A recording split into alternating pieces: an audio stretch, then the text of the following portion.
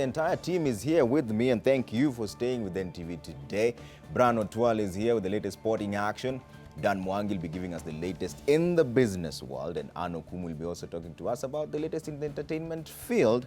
And we also have Eunice Omolo will be giving us the latest in the doctor's strike. Let's start with Brian. Brian, what do we expect? Well, Trevor, not good news for Manchester United fans after they went down 1-0 to Chelsea, being bundled out of the FA quarter-finals. Other than that, the Kenya Sevens team will be back in the country after not quite a good performance in the Las Vegas and Vancouver legs of the World Rugby Series. They're expected back in the country. More news on sports, you'll get them from me.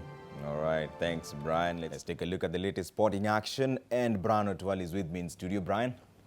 Well, Trevor, let's now take the bus to the field, as Dan brought it back to you now. And the bus was not packed in Chelsea, where Chelsea edged out 10-man Manchester United 1-0 at the Stamford Bridge in the FA Cup quarter-final to remain on course for a domestic double and cup double. That leaves the fans looking forward to a mouth-watering semi-final tie as Chelsea and Tottenham meet in an all-London clash, while Arsenal play Manchester City.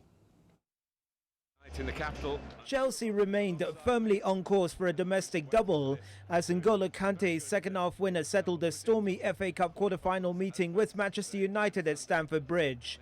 United manager Jose Mourinho was involved in touchline clashes with opposite number Antonio Conte and was verbally abused by Chelsea fans at the scene of many of his triumphs, including 3 titles. The Portuguese was furious when midfielder Ander Herrera was sent off 10 minutes before half-time, following a second foul on Eden Hazard. A real change to the storyline at Stamford Bridge. Kante's low 51st-minute drive finally beat defiant United keeper David De Gea. Conte, he winds up to have a goal! I think we all saw the game. We can have different opinions, we can have different perspectives, but I think we have all to agree that there was a match until the moment Herrera saw the red card. My point of view is this, that we go to play football and my players want to play football. I think in 20-25 minutes Hazard for him was impossible to play football, but I see only that he got a lot of kick. So that means London rivals Chelsea and Tottenham have been drawn against each other in the FA Cup semi-final. Arsenal, who will play in a record 29th FA Cup semi-final, face Manchester City in the other last 4 tie, and both semis will be played at Wembley on the weekend of the 22nd and 23rd of April. Early in the second half. Bad news for the Manchester United fans. Nonetheless, more bad news for Olympics, or rather athletics fans in the country, after the International Olympic Committee are expected to make a decision on Kenya during a meeting in South Korea this week after National Olympic Committee failed to adhere to reforms timelines. IOC Executive Board meeting is set for Thursday and Friday in Pyongyang, and it will decide on sanctions on Kenya for failing to adapt to new constitution and set pace for fresh elections before the end of March. NOC voted against the adoption of new constitution at the General Assembly meeting last week, as directed by IOC, leading the global authority to freeze funding for the Kenyan NOC. According to IOC Chapter 6, action can be taken on the NOC and or individual officials who go against the rules. In a last-minute bid to save face, NOC has written to IOC requesting for extension of timelines. A possible ban will mean Kenya will not be allowed to send a team to the IOC, or rather to the Olympic Games, with its athletes forced to compete as independent athletes under the Olympic flag. Some rugby, and the national sevens team is expected back in the country later today after not quite a good show in the Las Vegas and Vancouver legs of the World Series, where they collected a total of 13 points in the 5th and 6th legs. Kenya dropped to 12th on the log on 40 points after picking up just 5 points from the Vancouver leg after going down 26-7 to Samoa in the Challenge Trophy semi-final. It was a tough outing for Innocent Simiu's Chargers, who also lost to England and South Africa before beating Chile and Scotland. Shuja's poor run has seen star Billy Odhiambo drop down the pecking order in the performance tracker list from 1st to 4th, while England star Dan Norton tied with Colin Sinjera as the World 7 Series all-time top scorer with 244 tries. Shujaa will play South Africa, Canada and France in the Hong Kong leg of the World Rugby Series in April. They needed to strike next. Kenya do just that. The conversion will be very important as they get themselves back into this clash. It looked like Sammy Elliott was just... They will have a rest day before training for the Hong Kong and Singapore legs. Other than that, we go to some basketball where the national women's basketball team began its FIBA Afro Basketball Zone 5 qualifiers at the Cairo Stadium Olympic Center in Egypt by cruising to a 70-41 win over Uganda. The David Maina-led team won the first quarter 16-13, then lost the second 17-21 before going up a gear to take the third quarter 16-3 and the fourth quarter 21-4. KPS three-point specialist Betty Kananu scored 14 points, with Purity Odhiambo bagging 12 points and Vilma Achieng 12. The Kenyan ladies will next play Egypt today at 6 p.m. with Uganda playing Somalia. Meanwhile, the men's national team went down 76-60 to Rwanda in their opening match, and they will be looking to bounce back when they take on South Sudan in a must-win match tonight at 8 p.m. The top two men and women's teams at the end of the competition will advance to the FIBA Afro Basketball Championship in Congo-Brazzaville in August.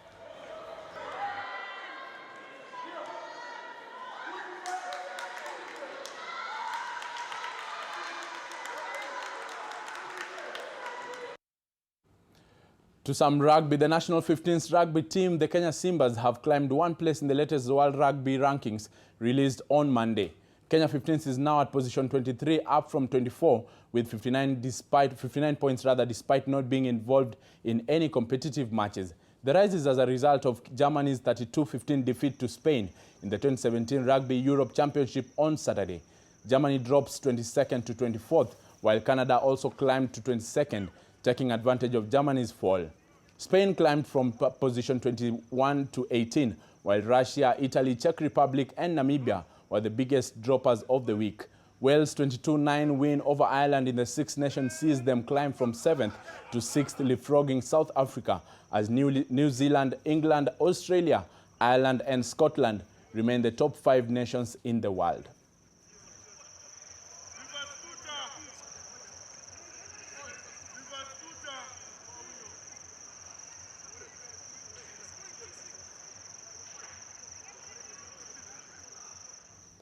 The Simbas are seeking to roar further. They will. And at some athletics, Usain Bolt, reigning Olympic 100 meters and 200 meters champion, is poised to skip next month's IAAF World Relays in the Bahamas as he prepares to retire from athletics later this year. Bolt told reporters at the track meeting in Kingston that he was unlikely to feature in the Jamaican squad for the two-day championship set for April 22nd to 23rd. Bolt is currently focused on the World Championships in London, where he will call time on his illustrious career. Closer home, and the ongoing athletics Kenya relays gets to the third leg on Saturday at the Nairobi West Prisons grounds, with the last open individual competitions in the sprint events.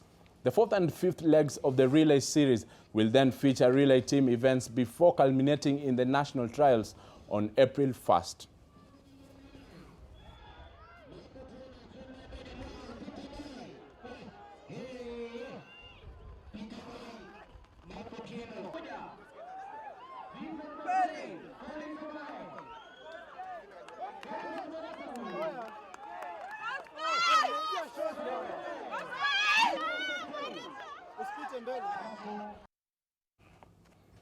And to matters doping, Russia's anti-doping reforms are not happening quick enough, says the World Anti-Doping Agency, but progress was being made, leaving the door open for potential compliance with WADA regulations still possible before the end of 2017.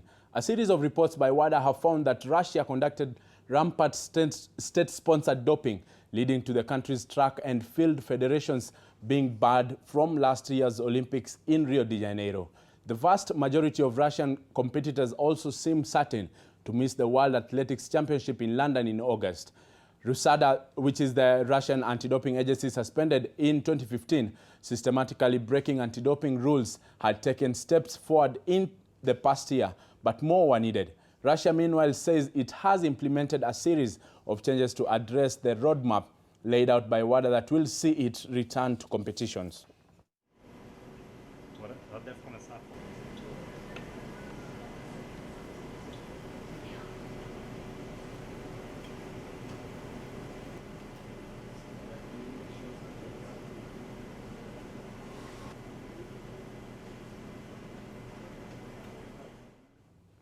To some tennis, and third seed Stan Wawrinka advanced through to the round of 16 with a straight set win at the ATP Indian Wells event in California.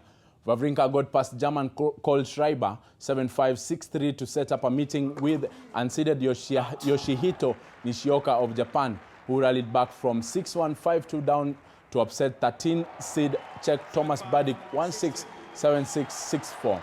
Earlier in the day, 8 seeded Dominic Thiem of Austria cruised past 29th seed German Mishka Zverev 6-1, 6-4, while Vasek Pospisil, who knocked out top seed Andy Murray in the round of 64, was himself beaten by sub-qualifier Dusan Lajovic in a 3-set battle 6-7, 6-3, 7-5.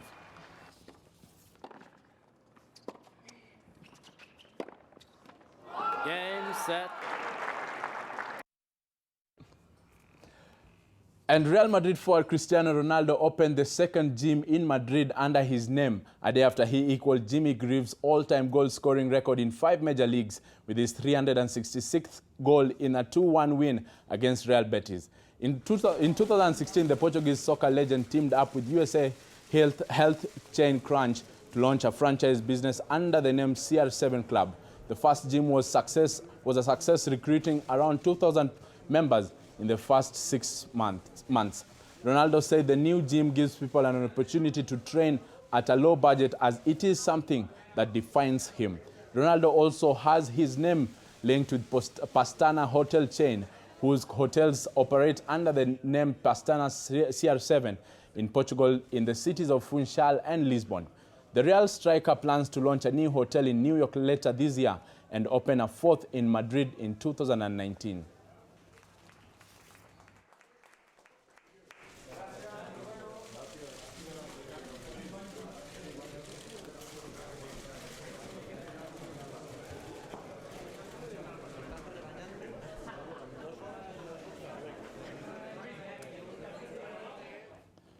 Well, those are the news that we had for you currently on sports. But join us later in our consequent bulletins for further updates. Trevor. Thanks, Brian. Isn't it a bit disappointing, though, that Usain Bolt won't be at the World Relays? Yeah, he said he won't take part in that. He's seeking to take part in the World Championship later in London. That will be his last competition. And then he calls it off. He wants to retire at the top, as the fastest man, I guess? Yeah. All right, thanks, Brian. That's the latest in the sporting world.